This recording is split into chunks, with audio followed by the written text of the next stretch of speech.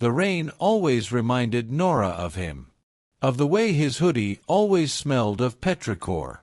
Of the way he tilted his head slightly when he listened. Of the way he laughed, not loud, but like he was savoring something sweet and secret. Liam. They'd met in sophomore year of high school, two quiet souls who found each other in the calm after the chaos.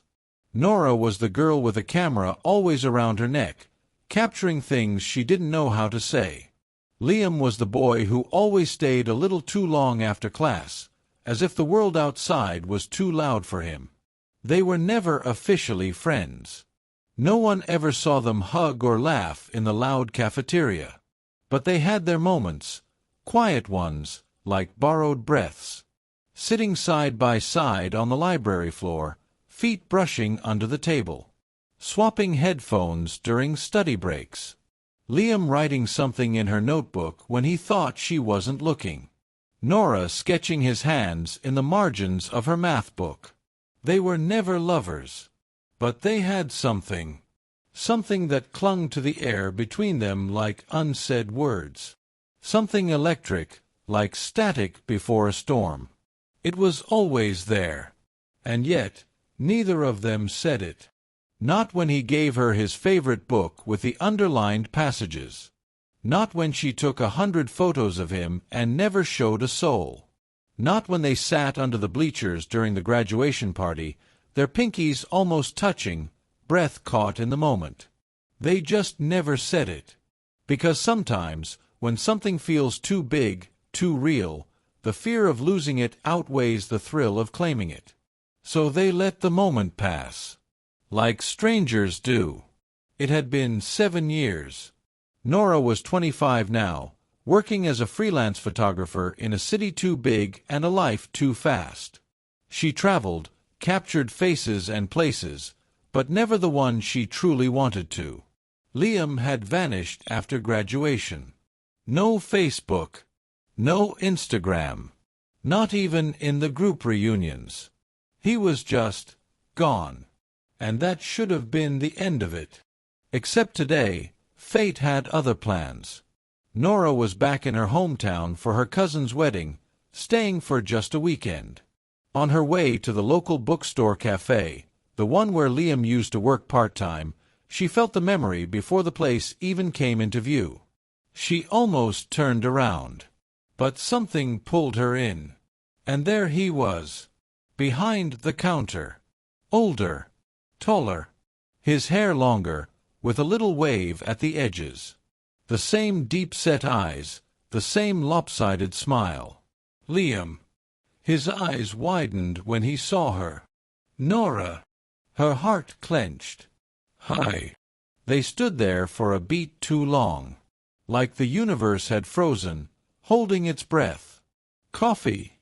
He asked, voice a little husky. Please. Black. No sugar, she replied, her usual. He smiled. Still the same.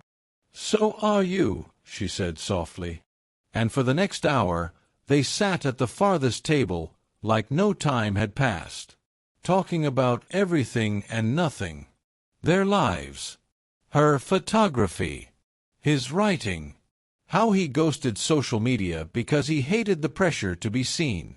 But not once did they talk about them. Not once did either say, I used to love you. Not once did either ask, did you feel it too? The sun was setting by the time they walked down the street together. A soft breeze rustled the trees above. The silence between them had returned, not awkward but heavy, like a song they both remembered but never dared to sing. He stopped by the small bridge near the park. Nora, he said, staring ahead. Do you ever think about us? He asked. She looked at him, her heart doing that old familiar flip. All the time. He swallowed. I always thought. Maybe you didn't feel it. She laughed, but it sounded broken. I thought you didn't. I did, he said. God, I did. But I was scared. Me too. There it was. The truth, after years. And still, neither moved closer. Neither reached out. "I leave tomorrow," she said. He nodded. "Of course." She looked at him, memorizing his face. This could have been something. "I know." Another silence. And then they walked. Back to the world. Back to separate paths. Again. Nora published a photo book called The Ones We Never Held. It was a quiet success. Black and white portraits. Soft moments. Empty chairs. Unsent letters. One image, though, always caught attention. A picture of a boy standing in the rain, head tilted, hoodie clinging to him, eyes unreadable. The caption read, "Sometimes, the greatest love stories are the ones that never begin." She never saw Liam again. But sometimes, when it rained, she'd close her eyes and remember him. And wonder, just wonder, what would have happened if they had just said it. He had kept the photo she took of him, the only one she ever gave him, slipped inside the cover of his favorite book. He'd moved cities, changed jobs, and tried dating, but no one quite felt like her. That night they met again. He wanted to kiss her. He almost did. But the years apart had filled the space between them with so much unsaid that stepping across it felt impossible. And so he let her go. Again. He heard about her book years later. Bought it. Read it 100 times. Paused at that caption. He smiled. And cried. And whispered into the silence of his empty room, "I loved you too." In the drafts of Nora's email sat an unsent message. Subject, "I should have told you." To Liam. "Hey, this is probably stupid. But I saw you again that day, and I've been replaying it ever since.